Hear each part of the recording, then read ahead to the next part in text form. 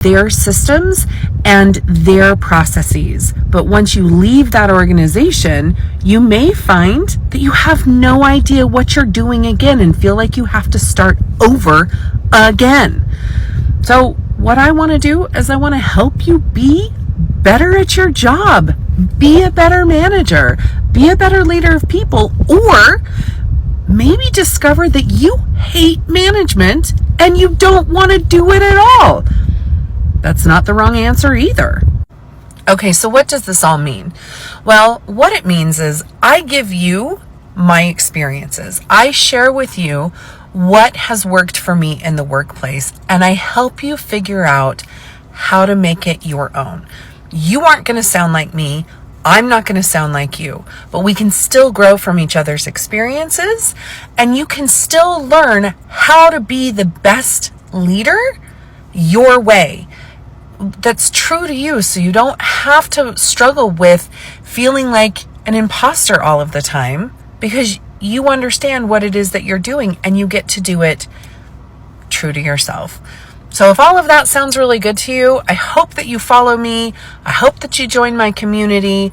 I hope that we can get to know each other. And frankly speaking, I hope that you can just be a better manager. This is one of the most underrated sections on a resume. People either don't use it or they don't use it effectively. But if you use it effectively, it will help you stand out and be remembered in the interview process. Last fall, I reviewed over 900 applicants for a position at my company. Most people didn't use the interest section to their advantage. If you're unfamiliar with the interest section, it's usually the very bottom line of a resume. You have additional information, skills, languages, certifications, and then interests. It's often an afterthought or included just because you think you need it, or it's left off entirely. But it's incredibly important to your resume because it helps to humanize you and bring your whole resume together. Who is the person behind all the accomplishments, all the job experience, helps you stand out and be unique. It sparks conversation during an interview. It makes you memorable. You want to provide a little bit more detail than just a generic interest, something that will spark a conversation or stick in somebody's mind. So instead of just saying running, I say running, parentheses, training for my first half marathon. Or instead of reading, say reading, parentheses, most recently this book. Or if you like traveling, say traveling, parentheses, up next, Patagonia. It takes just a few minutes, a way to make your resume really stand out. I've been having this conversation a lot with others and with myself as that perfectionist. It's the perfectionism, it's called, right? Like the feeling of having to be perfect at everything. I feel like I have to be perfect in my professional life and with the little big things and being a wife and being a mom, right? And I went back to a TED Talk that Brené Brown had, and I love what she shared with perfectionism. And it's really derived from people pleasing and having that fear of anyone doubting you or the perceptions that they have of you and feeling like you're not good enough. That's what perfectionism is. But when she mentioned striving for excellence is all built on self-motivation, that really did something internally to me. So the first thing you must do is know what your strong beliefs are. What are your core values? That is your internal code, and you're going to live by that code. And the moment you live by your code, you start valuing your own opinion. And the moment you value your own opinion and your own thoughts is the moment people will too. So identify your code, live by your code, value your words. That's being authentic, and that's striving for excellence. That's coming from self-motivation, from yourself, not being motivated by others.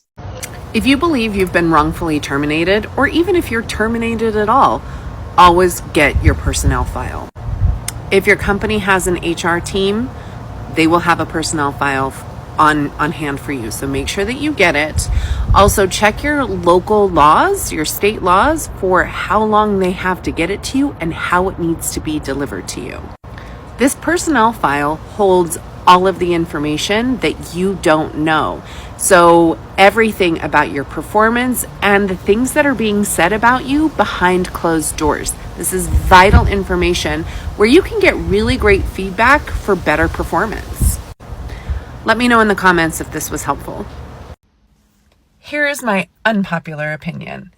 It is not your job to make your employees happy. I know. However, it is your job and your responsibility to create an atmosphere where they can be happy, where they can choose to be happy. Solely focusing on their happiness is an exercise in futility. I said what I said.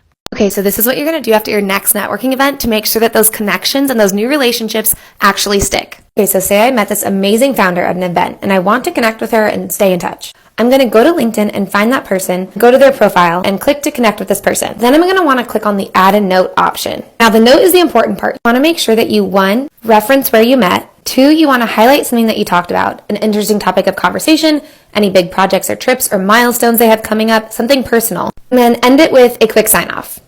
It's a super simple, quick message, but it helps you both to remember where you met, shows that you are listening and paying attention. And after you send this message, once they accept your invite, it shows up in your permanent LinkedIn messages. So you can always refer back to that thread.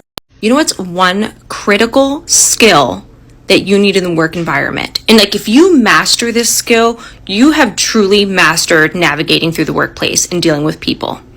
And that is knowing how to clap back at your coworkers professionally. And here's what I mean. Let's say you're speaking in a meeting and someone laughs at what you're saying sarcastically or dismisses your thoughts. This is what you say. That comment feels a little out of place for what we're discussing here today. Let's try to stay on topic. Thank you. Or I love this one, when someone interrupts you while you're speaking. Excuse me, I would like to finish my point before we move on, and then we can circle back to you in a moment. Thank you. Or when someone takes credit for your work in front of everyone. Oh, we've all been there. I am glad the idea that I shared with you was so helpful. Please reach out if you need any more details or if I can further be a resource for you. Or you have a new idea and immediately it gets shut down with that's not going to work with no explanation. If this approach doesn't seem like the right fit, please let me know what suggestions you brought to this meeting today. This is how you call people out on their BS professionally. Hey, you should smile more. Are you kidding me with this? Why are women in the workplace still told to smile more? What does your expression have to do with your strategy, your output, or your leadership ability? Let's call it what it is, gendered bias. Because here's the truth. Women do the same work, make the same calls, solve the same problems, and yet the labels are completely different. A man who pushes for clarity is decisive. A woman, she's difficult. A man who's assertive is bold. A woman, identical in tone, is abrasive.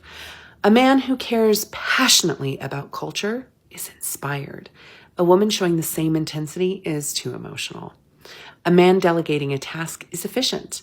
A woman doing it is bossy. And these aren't just hurtful terms. These labels block promotions. Like this stat, globally, only 28.1% of senior leadership roles are held by women. So when someone tells you to smile more, to tone it down,